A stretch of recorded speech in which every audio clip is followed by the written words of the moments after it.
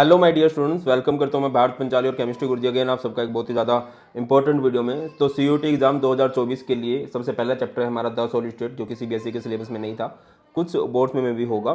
तो आपको हो सकता है कि आपको ये चैप्टर ना आता हो, तो इस चैप्टर का ऑलरेडी डिटेल्ड वन शॉट और 30 मिनट्स रिवीजन वीडियो मैंने बना रखी है, उसका लिंक आपको डिस्क्रिप्शन में मिल जाएगा। इस वीडियो में हम इस चैप्टर के प्रीवियस ईयर क्वेश्चन और एग्जाम्पलर के इंपॉर्टेंट एमसीक्यूज करेंगे। लगभग 30 क्वेश्चन होंगे जो लगभग इस चैप्टर का पूरा सार कवर कर लेंगे और आप अच्छा स्कोर कर जाओगे फॉर श्योर।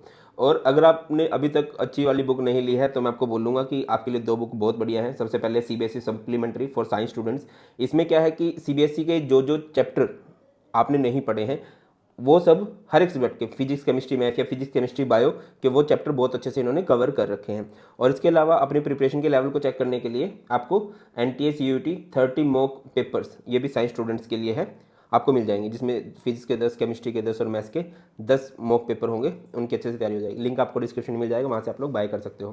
तो चलिए स्टार्ट करते हैं। सबसे पहला क्वेश्चन है, which of the following is not the characteristics of ionic solid. अच्छा, मैंने आंसर साथ में लिख रखे हैं सो दैट कि ज़्यादा टाइम ना लगे और आप कंसेप्ट समझो, सिंपल सी बात है। तो आयनिक सॉलिड्स के बारे में, very low value of electrical conductivity in the molten state. देखिए, ionic solids are bad conductor of electricity in solid state but they are good conductor of electricity in molten state, है ना। जो उनकी molten state होती है, जो aqua solution होता है, जैसे NaCl है, NaCl को अगर मैं सॉलिड स्टेट में रखूं और इसमें से तब करंट पास कराने की कोशिश करूं तो इसमें से करंट पास नहीं होगा, बट अगर ये मोल्टन स्टेट में है तो इसमें अच्छे से करंट पास हो जाएगा। तो आपसे क्या पूछा गया था, ये नोट दी कैरेक्टरिस्टिक्स। तो प्लीज बेटा ये अच्छे से पढ़ लेना, ये गलती कर जाते हैं हम लोग जब एमसीक्यूज करते हैं। अगला क्वेश्चन है, a crystal has the lattice parameters. अच्छा, आपको 7 तरह के क्रिस्टल सिस्टम पता होगा, उसकी ट्रिक भी बता रखी है मैंने, आज एक शॉर्ट वीडियो बना दूंगा। सीटी उर्मिला को मारता है रोहित त्रिवेदी, है ना। क्यूबिक, टेट्रागोनल, ऑर्थोरोम्बिक, इस तरह से होता है। तो यहाँ पर आपसे पूछा गया है भैया किससे ये अरेंजमेंट मिलती जुलती है, तो ये आपको खुद से याद करनी पड़ेगी, है ना। देखिए, सबसे पहले तो आपका क्यूबिक में होता है, क्यूबिक में सॉरी, ये जो आपको देखने को मिलेगा, कहाँ देखने को, आपको बता देता हूँ, इस तरह से होता है। सी उर्मिला को मारता है रोहित त्रिवेदी। इसमें होता है A is equal to B is equal to C। फिर इसमें हो जाता है एक कम, A is not is equal to B is not is equal to, sorry, A कम होता है तो A is equal to B but not is equal to C। फिर एक और कम हो जाता है, A is not equal to B is not equal to C। फिर इसका रिवर्स गेयर लग जाता है, A is not equal to B is not equal to C। और एक ट्राई क्लिनिक है, A is not equal to B is not equal to C। ये 3 system है जिसमें A is not equal to B is not equal to C होता है। अब आपको दूसरे वाला, ये एक्सियल एंगल बोलते हैं इनको, अल्फा बीटा गामा, तो ये अरेंजमेंट सिर्फ और सिर्फ आपको कहाँ देखने को मिलेगी, इसमें ऑर्थोरोम्बिक में।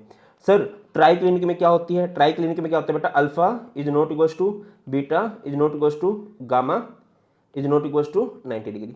सर मोनोक्लिनिक में क्या होता है, मोनोक्लिनिक में होता है alpha is equal to beta is equal to gamma but not is equal to 90 degree. इस तरह से होता है बेटा, ये कर लेना, मुझे बहुत लगता है कि ये आएगा। ठीक है, आगे मूव करो। The coordination number for BCC, body centred cubic unit cell का कोऑर्डिनेशन नंबर कितना होता है, 8। हम जनरली 3 तरह के यूनिट सेल पढ़ते हैं। सबसे पहला सिंपल क्यूबिक यूनिट सेल, इसमें बेटा जी कोऑर्डिनेशन नंबर 6 होता है। BCC जो होता है इसमें कोऑर्डिनेशन नंबर आपको देखने को मिलता है 8। और जो आपका FCC है, FCC में आपको कोऑर्डिनेशन नंबर देखने को मिलता है 12, याद रखिएगा। आगे मूव करते हैं। An element has a cubic structure with a cell edge of 288 picometer, the density of the element is 7.2 gram per centimetre cube. 208 gram of the element has 24.16 into 10 की power 23 number of atoms. The unit cell of the cubic structure is. देखिए यहाँ पर इतना सारा data दे रखा है। सबसे पहले आपको दे रखी है एज लेंथ, एज लेंथ कितनी दे रखी है बेटा आपको, 288 पिकोमीटर। ठीक है, पिकोमीटर को आप सेंटीमीटर में कन्वर्ट करोगे तो ये हो जाएगा 288 इंटू 10 की पावर -10 सेंटीमीटर। और अगर मीटर में करते हो तो 10 की पावर -12 होता है ये। इसके बाद आपको डेंसिटी दे रखी है, डेंसिटी का मतलब होता है रो। रो कितना दे रखा है बेटा, रो आपको दे रखा है 7.2 ग्राम पर सेंटीमीटर क्यूब। ये ऊपर वाला आपको सेंटीमीटर में ही लेना पड़ेगा, कुछ डेंसिटी की यूनिट आपको सेंटीमीटर दी गई है। इसके बाद क्या दे रखा है भाई, 208 gram of the elements has 24.16 into 10 की पावर 23। तो यहाँ पर आपको मास भी दे रखा है, मास कितना दे रखा है 208 ग्राम। और एटम्स बताए गए हैं, एटम्स कितने बताए गए हैं 24.16 इंटू 10 की पावर 23। अच्छा, आप यहाँ से एक चीज़ पता लगा सकते हो कि इसका एटॉमिक मास कितना हो गया या इसका मॉलिक्यूलर मास कितना होगा। ये तो इसका टोटल मास दे रखा है, तो इसमें ये देखो बेटा 24.16 दे रखा है, तो आपके पास कितना होना चाहिए 6.02 यानी कि इसको डिवाइड बाय 4 करोगे तो इस मास को भी डिवाइड बाय 4 कर दोगे तो इस एलिमेंट का एटॉमिक मास आ जाएगा, मोलिकुलर मास आ जाएगा। और इसके बाद आप डेंसिटी का फॉर्मूला समझ रहे हो कि नहीं समझ रहे हो? आपको एटम कितने दे रखे हैं 208 ग्राम के अंदर 24.16 इंटू 10⁻²3। जब आप डेंसिटी का फॉर्मूला लगाते हो तो आपको 1 मोल का मास पता होना चाहिए। तो रो का फॉर्मूला क्या होता है? Z into M by N A into a cube. जो अवोगाड्रो नंबर लेते हो ना, आपको उसका मास पता होना चाहिए। ये अवोगाड्रो का मास नहीं है, ये 24 यानी कि 4 टाइम्स है, इसका 4 टाइम्स है। तो उसको 4 से डिवाइड कर दोगे तो आपको मास आ जाएगा। तो यहाँ से आपको कैलकुलेट क्या करना है? आपको यहाँ से कैलकुलेट करना होता है बेटा Z, है ना। Z की वैल्यू आती है आपकी Z की वैल्यू 1 आ सकती है, 2 आ सकती है, 4। इसको याद रख सकते हैं 1 2 का 4। अगर 1 आई है इट मीन्स ये सिंपल क्यूबिक यूनिट सेल है। अगर आपकी वैल्यू 2 आई है इसका मतलब ये BCC यूनिट सेल है। और अगर आपकी वैल्यू 4 आई है इसका मतलब ये FCC यूनिट सेल है। तो वैल्यू आपकी 2 आएगी और इस तरह से आप बोल सकते हो कि ये हमारे पास body centred cubic unit cell है। गेटिंग माय पॉइंट और नोट? इससे आपको डाटा निकालना है, डेंसिटी वाला फॉर्मूला लगाना है। अब मास आपने कितना पुट करना है? आपको बहुत ज़्यादा मास दे रखा है, आपको 1 मोल का मास पता करना है। 6.02 इंटू 10⁻23 का मास करोगे। आगे मूव करते हैं। नेक्स्ट अभी हमारे पास नेक्स्ट क्या है? नेक्स्ट अगर हम बात करें in a face centred cubic unit cell of close packed structure FCC आपको दे रखा है। तो मैं आपको बता दूं, अगर आपके पास है simple cubic unit cell, simple cubic unit cell में क्या होता है बेटा? अच्छा, मैं आपको दूसरे डाटा इसलिए सोल्व बता रहा हूँ सो दैट कि अगर अगली बार मान के चलो इस बार FCC के बारे में पूछा जाए तो आप कर सको। A = 2R होता है। अगर आपके पास हमारे पास हो FCC और एक होता है BCC। BCC में क्या होता है? A = 4R/√3। FCC में क्या होता है? A = 4R/√2। जब आप इसको सिंपल आउट करोगे तो बेटा जी आपके पास कुछ इस तरह से बन के निकलेगा। क्लियर है? आगे which of the following arrangement represent alignment of magnetic moments of ferrimagnetic substance? 5 तरह के मैग्नेटिक कैरेक्टर होते हैं, paramagnetic, diamagnetic. Paramagnetic which are attractive towards magnetic field, diamagnetic which are repulsive towards magnetic field. Paramagnetic में क्या होगा? Same side में होगा और डायमैग्नेटिक में क्या होगा? अपोजिट साइड में होंगे। ठीक है, मतलब एक क्लॉकवाइज दूसरा एंटी क्लॉकवाइज होगा, वो कैंसिल कर देंगे। नंबर ऑफ इलेक्ट्रॉन्स वो कम होंगे, मैग्नेटिक डोमेन जो होंगे वो कम होंगे।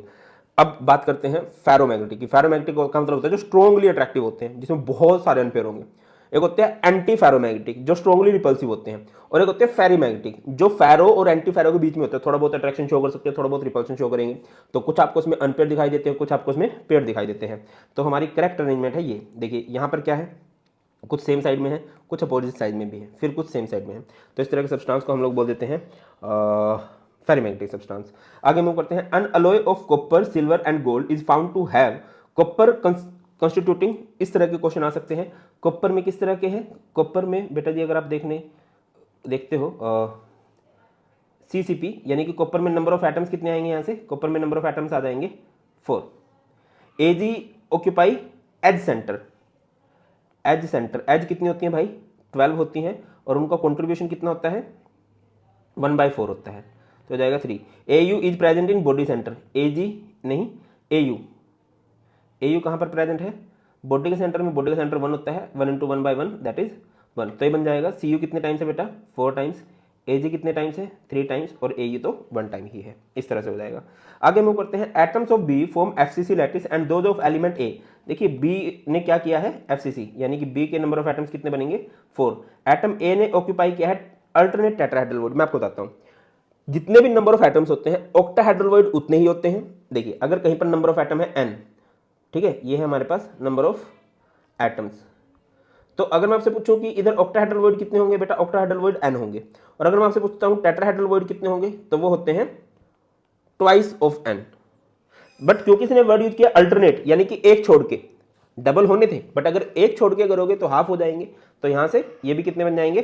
4 बन जाएंगे। एंड फॉर्मूला क्या बन जाएगा? A4 B4। A4 B4 को सिंपल आउट करोगे तो ये बन जाएगा AB।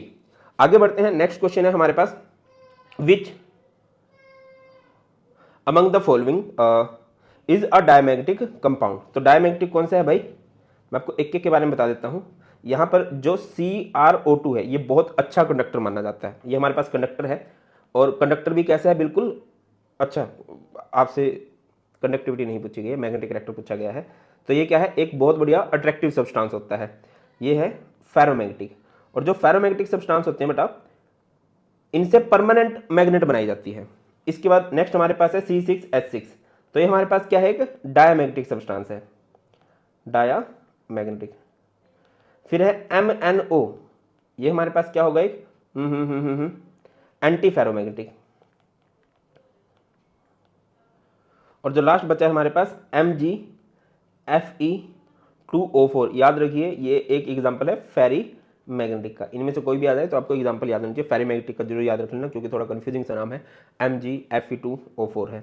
इसके बाद मूव करते हैं, आपको बताने हैं नंबर ऑफ लैटिस पॉइंट। अच्छा, नंबर ऑफ एटम और नंबर ऑफ लैटिस पॉइंट अलग अलग चीजें होती हैं। नंबर ऑफ एटम, जैसे सिंपल क्यूबिक की मैं बात करता हूँ, सिंपल क्यूबिक में टोटल कितने पार्टिकल्स होते हैं? 8 पार्टिकल्स होते हैं क्योंकि 8 कॉर्नर होते हैं, ठीक है। तो लैटिस पॉइंट 8 है और इनका कॉन्ट्रीब्यूशन 1/8 होता है। तो total number of atom per unit cell कितने बन जाते हैं? 1। यहाँ पर सिंपल क्यूबिक में नंबर ऑफ एटम 1 आएगा, बट अगर आप लैटिस पॉइंट्स की बात करते हो तो वो कितने आएंगे बेटा? 8 आएंगे, है ना। अच्छा, तो सबसे पहले हमारे पास प्रिमिटिव यूनिट सेल है, प्रिमिटिव में कितने होंगे भाई? 8 होंगे lattice point. Body centred cubic में कॉर्नर पे होते हैं और बॉडी के सेंटर में होते हैं तो 9 हो जाएंगे। फेस सेंटर में कॉर्नर्स पे होते हैं और फेसेस के सेंटर पे होते हैं, 8 कॉर्नर होते हैं और 6 फेस सेंटर होते हैं तो 14 हो जाएंगे। एंड नदी के किनारे 2 होते हैं, कॉर्नर तो सब में आएगा 8 और एंड सेंटर 2, तो ये कितना हो जाएगा? इस तरह से। तो यहाँ पर आप नोटिस करोगे ये हो गया। उसके बाद अच्छा, यहाँ पर अगर मैं आपको नंबर ऑफ एटम्स भी बताता चलूँ, प्रिमिटिव यूनिट सेल का सिंपल क्यूबिक यूनिट सेल, इसमें नंबर ऑफ एटम 1 होते हैं, बॉडी सेंटर में 2 होते हैं, एफसीसी में कितने होते हैं? नंबर ऑफ एटम्स 4 होते हैं और एंड सेंटर में 2 होते हैं।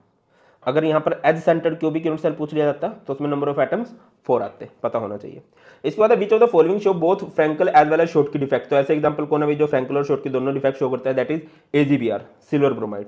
Which of the following is correct for a hexagonal, बताइए भाई हेक्सागोनल के लिए कौन सी बात सत्य है?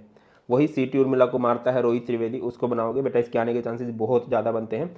तो करेक्ट आंसर ये होगा। Efficiency of packing in body centre, हमारे पास 3 तरह के यूनिट सेल की एफिशिएंसी पूछी जाती है। अगर मैं सिंपल क्यूबिक की बात करूँ तो इसकी एफिशिएंसी होती है 52.4। इसके बाद हमारे पास होती है बीसीसी की पैकिंग एफिशिएंसी होती है 68%। और अगर मैं बात करता हूँ एफसीसी की पैकिंग एफिशिएंसी होती है बिरादर कितनी होती है? 72। ये तो पैकिंग एफिशिएंसी होगी, मतलब इतना स्पेस ये लोग ऑक्यूपाई कर लेते हैं। आपसे ये भी पूछ लिया जाता है कि कितना स्पेस वैकेंट रह जाता है। अब देख लो 100 में से माइनस कर देना, इसमें कितना आ जाएगा? आई थिंक 47.6 है ना।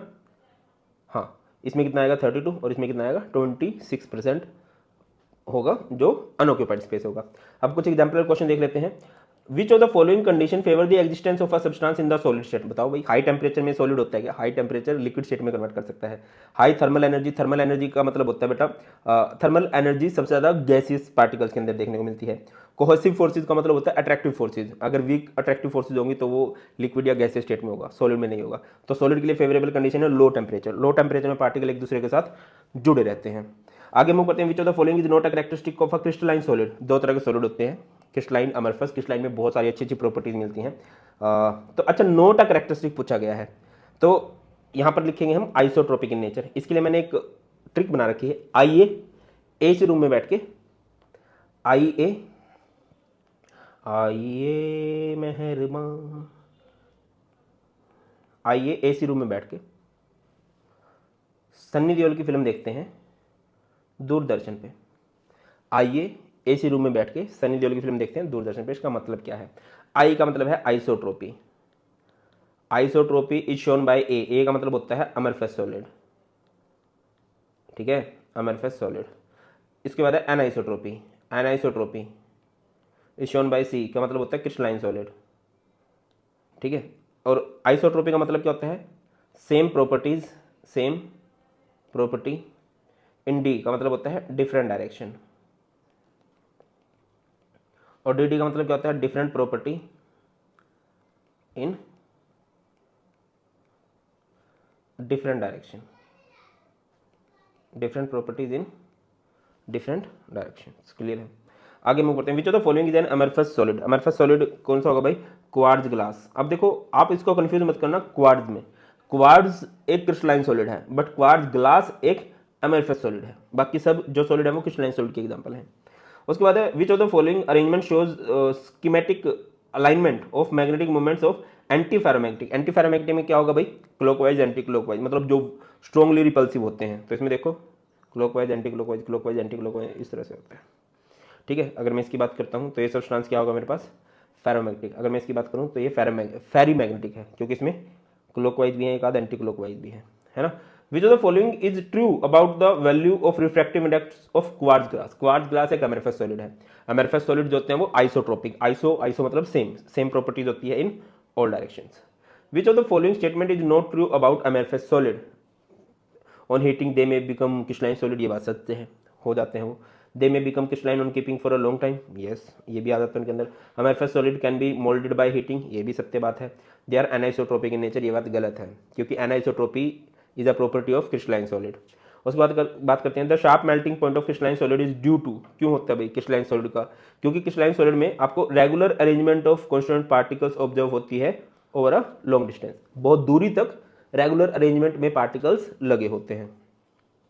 Iodine molecules are held in the crystal lattice by, iodine molecule एक मॉलिक्यूलर सॉलिड है और मॉलिक्यूलर सॉलिड में सबसे वीक फोर्सेज होती हैं और उन फोर्सेज का नाम होता है बेटा जी London forces of attraction, van der Waals forces भी बोल सकते हैं। Which of the following is a network solid, network solid word use किया जाता है कोवेलेंट सॉलिड के लिए, सबसे हार्ड इनको माना जाता है और यहाँ पर डायमंड एक नेटवर्क सॉलिड है। इसके अलावा भी है लाइक सिलिकॉन कार्बाइड भी एक एग्जाम्पल होता है जो बहुत हार्ड माना जाता है। उसके बाद है which of the following solid is not an electrical conductor, जो मोलिकुलर सॉलिड होंगे वो इलेक्ट्रिकल कंडक्टर नहीं होते हैं। Iodine and water in solid state, sir molten state में होता है तो क्या आयंस बन सकते हैं, H पॉजिटिव OH नेगेटिव बन सकता है, तो वो अच्छा कंडक्टर बन जाता है वाटर, ठीक है। और उसमें क्या होता है थोड़े बहुत आयंस भी होते हैं, मिनरल्स भी होते हैं, उनकी वजह से भी वो अच्छे कंडक्टर हो सकते हैं। बट अगर वाटर सॉलिड स्टेट में है तो वो मॉलिकुलर सॉलिड कहलाएगा। आयोडीन भी एक मॉलिकुलर सॉलिड है। ये क्या है, मैग्नीशियम तो एक मेटल है, अच्छा कंडक्टर है। ये ऑक्साइड भी अच्छा कंडक्टर कहलाता है, तो ये अच्छे कंडक्टर नहीं होते। विच of the following is not the characteristic of ionic solid, क्या भाई आयनिक सॉलिड की अच्छी बात कौन सी नहीं है, ये हम पहले भी पढ़ चुके हैं। Very low value of electrical conductivity in the molten state, ये इनका कैरेक्टरिस्टिक नहीं है क्योंकि मोल्टन स्टेट के अंदर आयोडीन एक बहुत अच्छा कंडक्टर बन जाता है। Graphite is a good conductor of electricity due to the presence of, क्या होता है भाई, देखिए ग्रेफाइट की जो हाइब्रिडाइजेशन होती है बेटा वो sp2 होती है, ठीक है। इसका लेयर्ड स्ट्रक्चर होता है, कुछ इस तरह से ग्रेफाइट का स्ट्रक्चर बनता है, मैं आपको क्लियर करूं। ओके बस ऐसा मत कर दियो भाई, बड़ी मेहनत से डायग्राम बनेगा ये, ठीक है। बिल्कुल सेम ऐसे ही इधर भी होता है, ये लेयर्ड स्ट्रक्चर कहलाता है।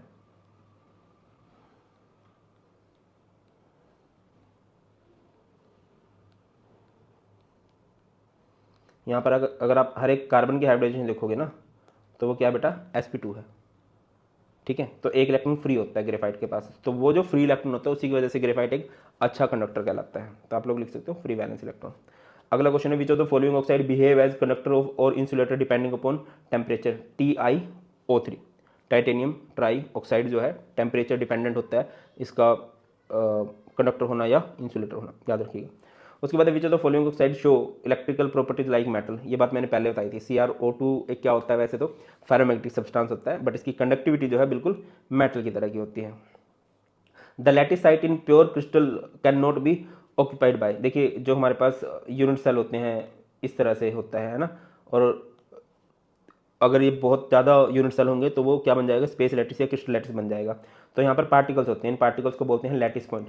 और ये लैटिस पॉइंट क्या हो सकते हैं, एम का मतलब होता है एटम, आयन, मॉलिक्यूल हो सकते हैं, कौन नहीं हो सकता, इलेक्ट्रॉन नहीं हो सकता। उसके बाद है graphite can not be classified as conducting solid, graphite में से इलेक्ट्रिसिटी कंडक्ट होती है। नेटवर्क सॉलिड, कोवेलेंट सॉलिड है तो ये होता ही है ग्रेफाइट, तो नेटवर्क सॉलिड भी होता है। आयनिक सॉलिड हम नहीं बोल सकते इसको, क्यों नहीं बोल सकते सर, आयनिक सॉलिड में आयंस बनते हैं, एक पॉजिटिव आयन बनता है, एक नेगेटिव आयन बनता है, बट क्योंकि ये कोवेलेंट सॉलिड है ये ब्रेक डाउन नहीं होता है आयंस के अंदर, आयनिक सॉलिड ब्रेक डाउन होते हैं, तो हम इसको क्या नहीं बोल सकते, आयनिक सॉलिड नहीं बोल सकते। मुझे लगता है ये क्वेश्चन आ सकता है, अच्छा क्वेश्चन है।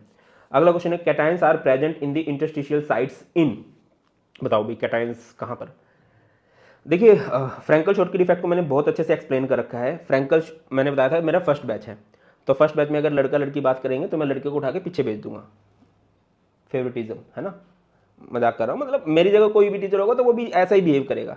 हम लड़के हैं ना जनाब, हमारा कोई ज़्यादा इज्जत करता नहीं है, ठीक है। तो और टाइन को मैंने बोला था केमिस्ट्री को अगर इजीली समझना है तो आप मान के चलो पॉजिटिव मीन्स मेल और नेगेटिव मीन्स फीमेल, है ना, जस्ट फॉर फन बात थी ये, इससे थोड़ा इजी समझ में आएगा। हम कैटायन को डिसलोकेट कर सकते हैं, दैट्स वाई फ्रैंकल डिफेक्ट का दूसरा नाम डिसलोकेशन डिफेक्ट भी होता है, क्योंकि इसमें लोकेशन चेंज कर रहे हैं। और अगर मैं बात करता हूँ शॉर्ट की मतलब मेरा सेकंड बैच है, जब मेरा बहुत नाम चल गया, बहुत सारे बच्चे आने लगे हैं, अगर तब बात करेंगे तब मैं पीछे नहीं भेजूंगा, कोई पीछे भेजने की जगह नहीं है। और मैं सिर्फ लड़कों को बाहर नहीं निकालूंगा, फिर इल्जाम लगेगा क्या चक्कर है भारत सर सिर्फ लड़कों को बाहर क्यों निकालते हैं, तो हम दोनों को बाहर निकाल देंगे। Come to the point, Schottky defect में हम दोनों को बाहर निकालते हैं। Equal number of cation and anion are missing from the lattice, बाहर निकाल देते हैं। अगला है which of the following is true about the charge acquired by P type semiconductor, neutral होते हैं भाई, चार्ज ओवरऑल न्यूट्रल होता है। उसके बाद है to get a n type semiconductor from silicon, silicon जिसके पास number of electron number of holes बराबर है, अगर आपको एन टाइप सेमीकंडक्टर बनाना है तो आपको इलेक्ट्रॉन रिच इंप्योरिटी डालनी पड़ेगी। इलेक्ट्रॉन रिच 14 से ज्यादा इलेक्ट्रॉन रिच कौन सा होगा, 15, और 15 की वैलेंसी कितनी होगी, उसकी वैलेंस शेल में कितने इलेक्ट्रॉन होंगे, 5 होंगे। ठीक है। The total number of tetrahedral voids in the FCC, मैंने आपको बताया था। अच्छा, एफसीसी में आपको पता होगा नंबर ऑफ एटम्स कितने होते हैं, 4। जब उसमें नंबर ऑफ एटम्स 4 है तो टेट्राहेड्रल वॉइड कितने होंगे, टेट्राहेड्रल वॉइड जो होती है नंबर ऑफ एटम की डबल होती है, इट मींस ये हो जाएगा 8। अगर मैं आपसे ऑक्टाहेड्रल वॉइड पूछ लेता तो वो हो जाती नंबर ऑफ एटम के बराबर 4। और अगर मैं टोटल वॉइड पूछ लूँ तो दोनों का सम बनेगा 12। नंबर ऑफ एटम्स 4 हैं, ऑक्टाहेड्रल वॉइड 4 होंगे क्योंकि वो नंबर ऑफ एटम्स के बराबर होते हैं, टेट्राहेड्रल वॉइड उसके डबल होंगे। ऑक्टाहेड्रल वॉइड टेट्राहेड्रल वॉइड दोनों का सम क्या लगता है, टोटल नंबर ऑफ वॉइड्स। ठीक है, तो यहाँ से 8 आ गया। उसके बाद which of the following point defects are shown by AgBr, ये बहुत इंपॉर्टेंट क्वेश्चन है, बहुत बार पूछा जाता है बेटा, याद रखिए एजीबीआर दोनों डिफेक्ट शो करता है। ऐसे एग्जांपल जनरली आपको देखने को नहीं मिलेंगे। एस ब्लॉक के जो होते हैं लाइक NaCl, KBr, ये कौन सा डिफेक्ट शो करते हैं भैया, शॉर्ट की डिफेक्ट शो करते हैं। SS से मैंने याद रखा, एस ब्लॉक वाले। और जो सिल्वर है या फिर जो डी ब्लॉक होते हैं लाइक ZNS है, वो फ्रैंकल डिफेक्ट शो करते हैं। फ्रेंडली सिल्वर करके याद रख सकते हो, बट अगर समझ रहे हो फ्रैंकल डिफेक्ट सिल्वर के द्वारा शो किया जाता है जनरली। शॉर्ट की डिफेक्ट एस ब्लॉक के मेटेलिक सोल्ट के द्वारा, NaCl, KBr, CHCl, मतलब एस ब्लॉक की मेटल होनी चाहिए। बट अगर मैं एक एग्जांपल की बात करूं जो दोनों डिफेक्ट शो कर सकता है वो AGBR है। AGBR can show Frenkel as well as Schottky defect. उसके बाद in which pair most efficient packing is, okay HCP BCC नहीं होना चाहिए गलत है ये।